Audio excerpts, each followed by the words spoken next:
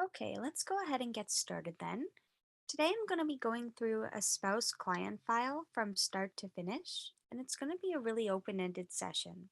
So if you have any questions along the way, feel free to just unmute yourself and jump in with your question, or you can send it through the Zoom chat if that's easier. So hopefully everyone can see my screen. This is the screen that you first get to when you log into the system, and it's going to list all the different clients you've added in. To add a new client, you just go up to the Add button, and then the key fields are first name and last name. You can do middle name, but it's just an option. The email field, that's there if you want to send the client the online questionnaire. So you'd put in their email and you'd click this Use Questionnaire box. And then when you clicked Add to add the client to the system, you would have two options. So you can either send the questionnaire from your own email by copying a special link that the system generates and just sending it to the client on your own, or you can have eState Planner send the link to the questionnaire directly to the client. So you've got those two options depending on what you want to do. Then the client gets an email, they click on the link, and they're prompted to create a password just so that their information in their questionnaire stays secure and so that they don't have to do the whole thing in one sitting. They can come back and log into it and do it more um, in stages. And then they go through and enter in their profile, family tree, asset, and debt information. And anything they enter into that online questionnaire is going to automatically populate back into your system. So it's going to save a lot of time on the manual entry because it'll just automatically populate for you. But you don't have to use our questionnaire. So if you don't want to send the clients the online questionnaire, then just don't worry about putting in the email and don't click this use questionnaire box. And then you'll be able to just add the client in normally, and you can use whatever your own intake process is if you have your own PDF questionnaire or if you like to do it live in the client meeting with them. So since today we're doing a spouse client file, this means that we're doing wills for both spouses. And anytime you're doing documents for both spouses, so your clients are both of them, not just one, then you have to add them both as separate clients to the system, and then you can link them together with the spouse client function. But you need to make sure that they're both added in as separate clients in order to be able to generate documents for each of them. So we're going to go up to the add button and we'll enter in the spouse Lauren Collins. And then the key field here is this spouse client field. So you're going to click on it and you're going to pick the name of the other spouse. And this is going to link them together, which means that any shared family tree or joint asset information is going to automatically populate in both of their profiles. And then for the scenarios and appointments, you're going to have the opportunity to sync over to the other spouse if it's going to be more of a mirror will situation. So you can only do this spouse client field when you're adding the second spouse to the system because the first spouse needs to be in order to select their name from the drop down list. And then we'll just go and add. Then you pick whoever you want to start with. So I'm going to pick Ben and just click on his name. It'll bring us into his profile. And this is what you're going to start with if you haven't sent the client the questionnaire, or if you have but they haven't filled it out yet. You're going to start with the client and the spouse. And usually what I like to do first is edit the client's information. And you can do that by double clicking on the client's icon. And really the key fields for anyone on the family tree are going to be first name, last name, and gender. For the client specifically, this also known as field will populate in the will. So if Ben is also known as Benny Collins, you can put that in there. Date of birth, I find it easiest to just type it in, June 8th, 1970, and the age will populate for you automatically. Country, you can pick a country, and citizenship, you can do multiple. All this other information is good to have on your client, but it's not going to affect the will generation itself. Residency is important because however you set the province as is how the system's going to know how to calculate probate tax on the assets tab, but also how the system knows which precedent to generate. So if you're from Alberta or Nova Scotia or BC, you're going to want to make sure to change this province to the correct province to make sure that your correct precedents are generating and not just the Ontario one. The city field, it will also populate, so it'll say Ben Collins of the city of Toronto. Special circumstances for the client is a place where you could note any potential capacity issues. So you would just check off the box and write a description in below. So you want to make sure this stuff is really well documented in case there could be some sort of will challenge down the line. And then relationships is just going to tell you who they're tied to on the family tree and who they're related to in the system. So anyone on the people tab and what their relationship is. So next, let's say you wanted to add a child. So you just click once on the icon that you want to add to get the blue circle around them. So I'm going to click once on Ben, and then I'm going to go up to the add button and click child. And whenever you're adding a child, it's going to ask you who the other parent is, and you've got three options. So you can say it's the current spouse, it's an ex-spouse that's going to be involved in the will, or it's a single parent that either they're genuinely a single parent or there's an ex-spouse that isn't going to be involved in the will. So we're just going to say it's Lauren. And then you enter the child's information in. So this is John Collins, male, date of birth, let's say July 10th, 2000, country, Canada, and you could do residency as well. And then the special circumstances section for anyone that's not the client is a place where you can note sort of relationship difficulties or estrangement. But really, most importantly, here is this disability box. So if the individual is disabled, you're going to want to make sure to check off this box so that the system can pick up on the fact that the individual is disabled. And later on in the scenario section, when you're creating a trust, if it's a fully discretionary trust to the death of the beneficiary, then it's going to draft that special Henson trust clause in the will. So you need to make sure to first mark this person as disabled on the people tab so the system recognizes what you're trying to do. Next, let's say I wanted to add a grandchild. So instead of adding a grandchild directly to Ben or Lauren, what you have to do is do it through a direct relationship. So I have to add a child to Ben, click on the child's icon, and add a child to that child. I'm going to say he's a single parent. And that way you can get the grandchild onto the family tree. So I'm going to say Lily Collins, female, and we'll add her in. Same kind of thing for nieces and nephews. You would just click on the client's icon, add a sibling to the client, click on the sibling's icon, and add a child to that sibling. Now, if there's going to be anybody else involved in the will in a beneficiary or a trustee capacity that doesn't fit on the family tree, you can go over to this All tab. So it's going to list everybody that's on the family tree, but it also lists anyone you've added that doesn't fit on the family tree. And to add anyone that's not family, you would just go to this Add button, and then you'd enter all their information. Let's say Jordy's going to be involved later on, so I'm going to enter him in here. And then it'll ask you about the relationship. So who are they related to? They're related to the client. What's the relationship? They are a friend. And then you can add that in. So this way, I'm going to have Jordy in the system. So later on, when I'm picking beneficiaries or appointing people, I'm going to be able to select his name because he'll be in the system. So that's the People tab. Any questions so far?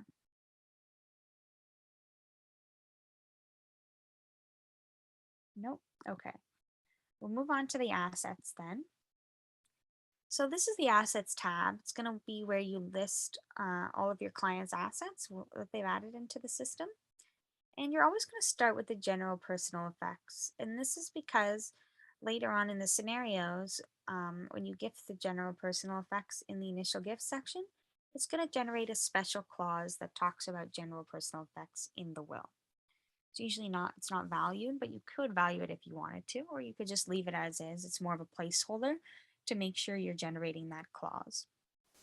For any other assets, you can add in all of your clients' assets with values and give them a sense of what the rough value of their estate is looking like at this point in time. But really, for the will generation purposes itself, the only assets that you need to add here are those that are going to be specific asset bequests or registered assets that you want to confirm or do new designations for in the will. So you just go up to this Add button, and then there's sort of different types or different categories and different types within them. So let's just start with a bank account. And the most important field for any asset is this asset name field, because it's going to be how the asset's referred to throughout the system and in the will if it is a specific asset request. And so if one's called bank account and one's called bank account copy, it's going to get confusing as to which one is which. So I put all the identifying information in the asset name. So I call it like the RBC bank account, whatever the account number is, so that I know when I'm planning, this is the RBC bank account, and the next bank account I add is the CIBC savings account, so I can differentiate between the two. Balance, you don't have to put it in, but it makes the visual, the graphic summary look a lot nicer. So let's say it's $100,000. You'll see that the probate tax is automatically calculated for you based on Ontario law, because that's what we set Ben's residency as on the People tab. And we'll just add. Next, let's say we want to go for real estate and home. So again, you can change that asset name. Maybe they have multiple homes. This is the family home. The address field, this will populate if you're gifting this specifically in the will. Current value, let's say it's $1 million. So we also have this mortgage / encumbrances field. And if there is a mortgage on the property, you're going to want to put the value of the mortgage in this field here. Because not only is it good to know what asset the debt is associated with, but it's also had an effect on how much probate tax is calculated for this asset. So the next section, the debt section, you're also going to have an opportunity to add in a mortgage. But best practice is if it's associated with a specific asset that you're adding into the system, just add it in this field here and don't add it as a separate debt on the debts tab. Really, the key thing is make sure you're not adding it in both places because it will double count it. But best practice is just to add it here.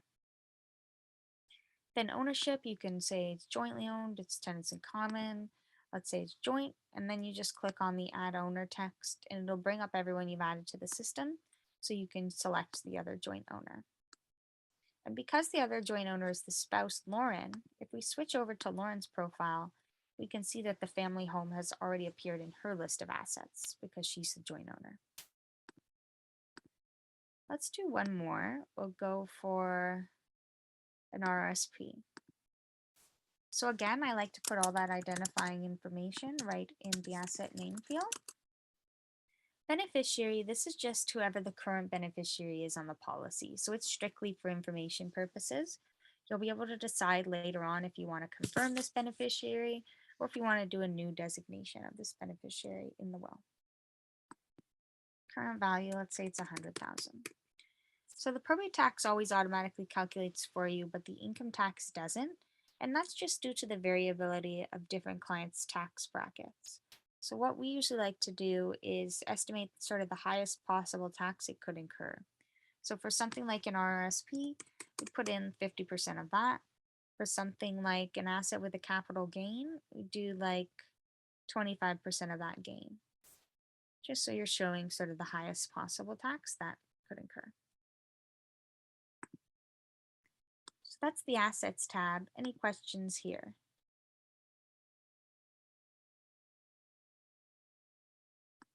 Nope. Okay, then we'll go to debts. So debts is really more for planning. You just click on add debt and we're not going to pick mortgage because we already added that in. But let's say we have a credit card debt and we can put in the value and add. It's really more for the summaries. It's not going to affect the will. Then you get to scenarios. So this is really where all the planning occurs. And the idea is that at most, you're going to plan for each of these 3 scenarios to make sure your bases are covered no matter what. So you start with surviving spouse. This is the plan where the spouse is still around when the clients pass. Then you have descendants only. So the spouse and the client are gone, but you still have kids or grandkids around. And then lastly, no descendants. This is like your ultimate disaster. Everyone's gone. What's happening to the estate? And there's 2 ways you can go about planning for these scenarios. You can either do it manually by clicking into a scenario and going through it in each of the 3 sections. So there's the joint designated asset section, which is where you're going to put anything that's joint or designated to another individual to show that it's falling outside of the estate. Then you have initial gifts, which is where you do your specific asset requests and your cash legacies. And then you have your balance of estate. So this is how you're dividing up your residue. And you're either doing it by adding segments and gifts within the segment, if it's a more complicated residue breakdown, or you're running a macro if it's a simple one and it matches one that's on our list. So you can do that, or if you're dealing with a typical client file, you can click on this little lightning bolt up in the top, and this is called an Eplan. And it's going to list sort of a bunch of giant macros that go through the scenarios and appointments section and create a plan for you. And even if it's not the exact plan you wanted to create, if it's got some matching details, it's a good idea to run it, and then you can just change the details manually after. So that way you're not starting from scratch. It can save some time. So for example, you have this spouse with younger children, two distributions trust. So in the surviving spouse, it'll give everything to the spouse. In a second scenario, it'll create this trust for the children. And then in the third scenario, it's going to give half to siblings, half to spouses' siblings. And I like the idea of some of it, but I'm going to want to change some of it. I'm going to probably change the details of the trust in the last scenario. But I'm still going to run it because it's going to give me a good starting point. So now we're still in the surviving spouse scenario. And what it's done is it's dragged and dropped over the joint and designated assets to the spouse to show that it's falling outside of the estate in this scenario. Initial gifts, it's given the general personal effects to Lauren, the spouse, because it's going to generate that special general personal effects clause to come up in the will. Then the residue, you could just click on the gray bar to see the details of it. It's going to Lauren, absolute 100%. There's no gift over because that second scenario, descendants only, that is the gift over, so we don't need to put anything here. So I don't need to make any changes to this scenario. I can move to the next one. So nothing in joint or designated asset. Initial gifts, it's got the general personal effects going to the children. Let me show you how you do it manually if you needed to. You just click and drag and drop it over. You can choose people, you can choose the children specifically, or you can go to classes and pick the class of children. Then it's absolute, and you just add that in. And the balance of the estate, again, we're going to check the details by clicking on the gray bar and clicking on it again. So it's telling us it's going to the children in trust, 100%, same trustees as executors, when the beneficiary reaches age 30. I want to change this to 25. And then mandatory payments, I'm going to change this as well. I want to say at 21, they get 25%.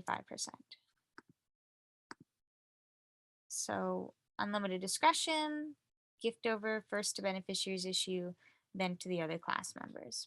And then I'll save. So now I've created the trust that I wanted to create, but I haven't had to start from scratch. I just worked off of what the E-plan was, so it still saved me a bunch of time. And then you have this little spouse sync button up in the top corner. And what this does is it copies everything you've done in this scenario over to the spouse's descendants only scenario. So if the spouse is going to want the same plan, you're going to want to do this for each scenario. So I just click on this and sync, and it's going to copy the residue breakdown, anything that's owned jointly between them. The only thing it's not going to copy over are solely owned assets. So sometimes when you're going through the spouse's plan after you finalize this one, you might need to gift things separately if they have solely owned assets. Like the general personal effects, you'll probably have to gift their general personal effects separately. Just keep that in mind. Then you've got the no descendants scenario. So here it's just dealing with the balance of the estate, and it's got half to siblings, half to spouses' siblings. But I don't want to do this. I'm going to click clear, and I'm going to divide it up using segments and gifts within the segments. So I want to give half to Jordy and half to a charity. So I'm going to click on add segment, and since I'm making two segments, I'm going to do segment 1 for 50%. Now I have to add a gift. I'm going to pick Jordy, absolute 100%. This means 100% of the 50% segment. So I don't want to divide up this 50% segment even further. And then you could do a gift over to maybe his issue, and we'll add. So if I look at the green circles, I can see that of this 50% segment, I've dealt with 100% of that. So I don't want to add any more gifts within this segment because I've already given it all away. What I want to do is go back to segments, clicking on this grade segments button, and add a second segment for the other 50%.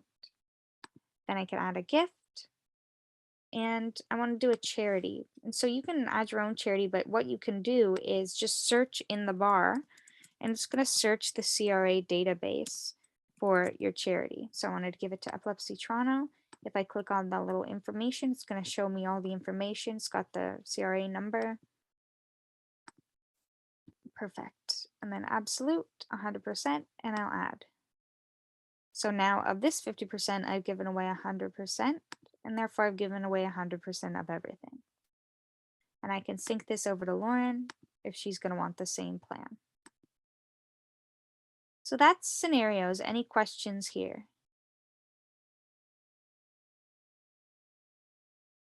Nope. Okay. Then we'll go to appointments. So this is where you're going to appoint your estate trustees or your guardians. And because we ran the Eplan, it already made Lauren, the spouse, the primary estate trustee. So to add anyone else, you're just going to go to the add button.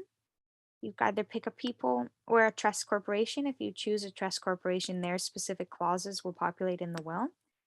I'm going to pick Jordy. And then you play around with the condition depending on what you want to do. So if you want them to be a primary, you'll set their condition as none. If you want them to be an alternate, you'll put a condition on it. And usually the condition I use is if all specified cannot act, and then I check the specified line to make sure it's correct. So now it's going to say, Lauren, if Lauren can't act, Jordy. Let's say I wanted to do a further alternate, John. So I'm going to do the same thing with the same condition, but I'm going to change the specified to Jordy. So now it's going to say Lauren, if Lauren can't, Jordy, if Jordy can't, John. And then you can sync the appointments with this button up in the top corner. Then we'll get to provisions. So there's a couple things here. The first is funeral arrangements. So if you want the funeral arrangements to appear in the will, just type them on the line. If not, you can just delete the text and it won't get populate in the will. Include future members is if you're using class gifts in the will, if you want to include future members in the definition of that class. So in the second scenario, we use the class of children. If I check this box, then it's going to define the children as John Collins and any other child born to or adopted by me and my spouse. Same kind of thing for class restrictions. You can restrict certain members of being part of a class. Here's your general trust for beneficiaries under a certain age. So it's going to guide underage beneficiaries that you haven't set up specific trusts for in a will. So if it goes to like a grandchild and a gift over and they're underage, then it'll follow this general clause. And the last thing is just secondary will assets. It's where you can pick and choose which definitions you want included in the secondary will. So if you're just doing a single will, then you don't need to worry about checking or unchecking anything. It's only if you're doing multiple wills. Then you can go up in the top corner to this little exclamation point in a circle. And these are what we call advisor insights. And basically it's like contextual alerts based on what information you put on the system. And it's helping to advise you to make sure you're not missing any important planning things. So some of them will go away, like this gender thing. If you went back and put in the gender for Lauren on the people tab, this would disappear. But some of them are always here, like request firewalls and powers of attorney. Next thing is notes. If you want to make notes on your client, you can do so here, and they populate at the end of the text summary. And then you've got the download button. So this is where you're going to generate your documents and your summaries. So first of all, there's 3 summaries you can generate. The profile summary, it's going to give you all the data of everything on the family tree, all the people and assets and debt information as well. So this can be good to give to the client after the planning meeting so that they can review and make sure spelling of names and asset details are correct. Then you've got the graphic scenario summary. So for each one of the scenarios, it's going to give you a nice visual representation of the will. So if you're putting in values on the assets tab, this looks a lot nicer. And then you've got the text scenario summary. So it's going to give you all the information on everything you've done in the will. Who are the trustees? What gifts have you created? What's falling outside of the estate? It's like the will without the legalese. So those are the summaries. Then you've got documents. These are all the documents you can generate with the system. Today we're going to do single will. So you just check these two boxes. You can change the signing date or you can take it out completely and manually put it in the will later on. Registered asset designation. This is if you want to confirm or do new designations for the registered assets in the will.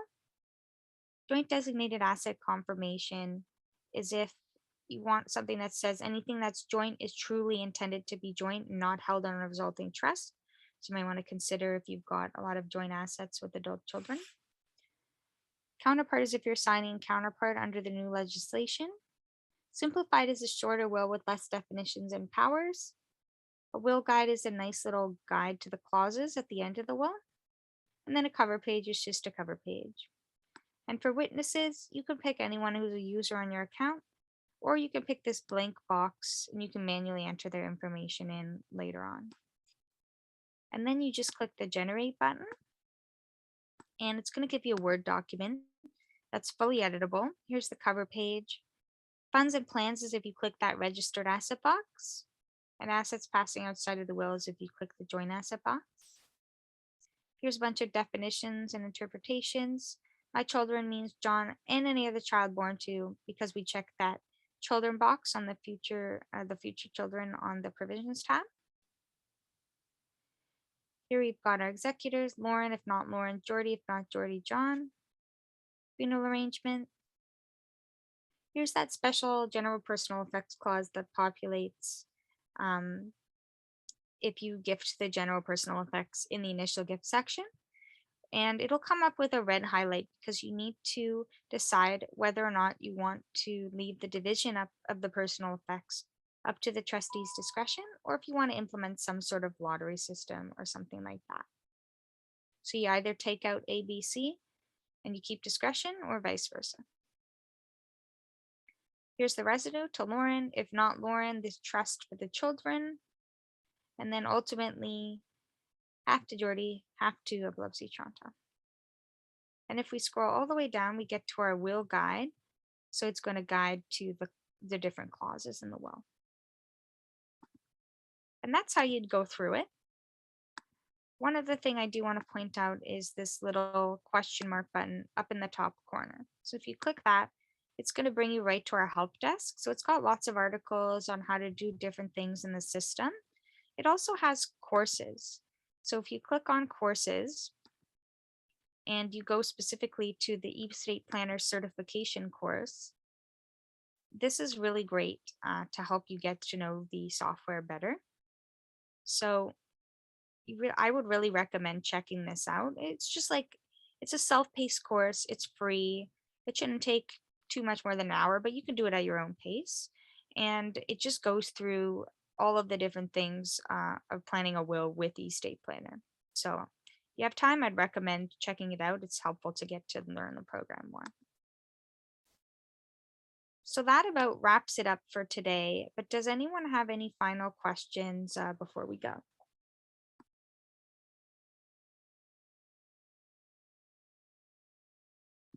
No?